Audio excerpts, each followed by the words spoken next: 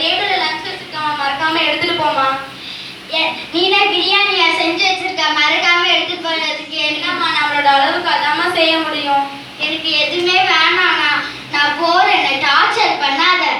ஐயோ, இவ தினமும் இப்படிதான் பண்றா, இவ வயிற்றுக்கு என்ன ஆகுறது?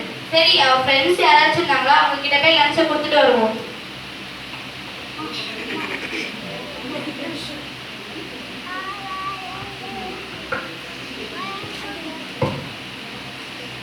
சுகந்தி, என்ன வேணும்? எதுக்கு இங்க வந்த? உன்னை நான் காலேஜ் பக்கமே வரக்கூடாதுன்னு சொல்லிருக்கேன். முதல்ல இங்க இடத்த காலி பண்ணு. நீ இல்லம்மா, நான் இந்த லஞ்சை கொடுத்துட்டு போறான்னு வந்தேன். நான் லஞ்சு வேணாம் ஒன்றும் வேணாம் சொல்லிட்டு தானே வந்தேன். எதுக்கு என்ன டார்ச்சர் பண்ற? முதல்ல இங்கிருந்து இடத்த காலி பண்ணி நான் போகணும். உனக்கு காலேஜுக்கு டைம் ஆச்சு. வேலை எங்க வீட்டு வேலைக்காரடி. நான் கொஞ்ச நேரம் உங்க கிட்ட பேசிட்டு வரேன். அவங்க கிட்ட பேசலாம் டைம் இல்லை, டக்குன்னு வாடி.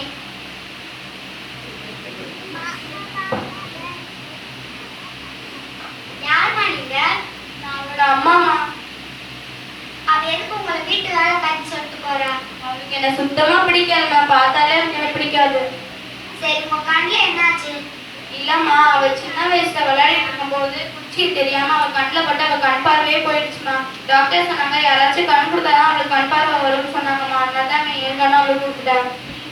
சரி, நீங்க அழுவாதீங்கம்மா, அவளுக்கு நான் பேசி புரிய வைக்கிறேன். அவளை கிட்ட கொடுங்க. சுகந்தி, சுகந்தி,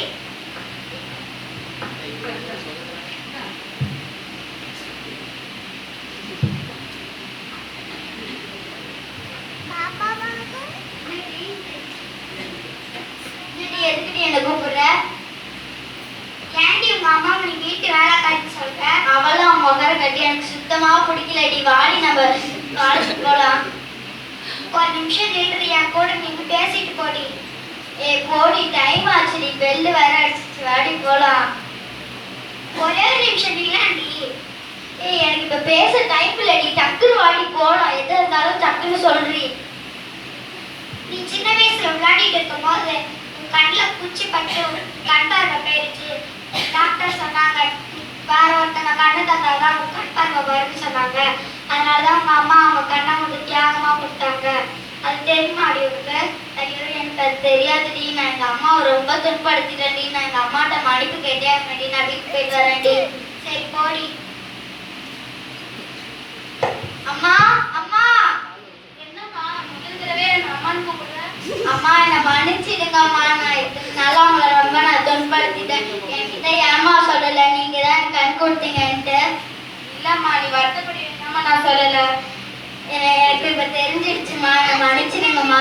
சரிம்மா, நான் உனக்கு அடிச்சிட்டேம்மா.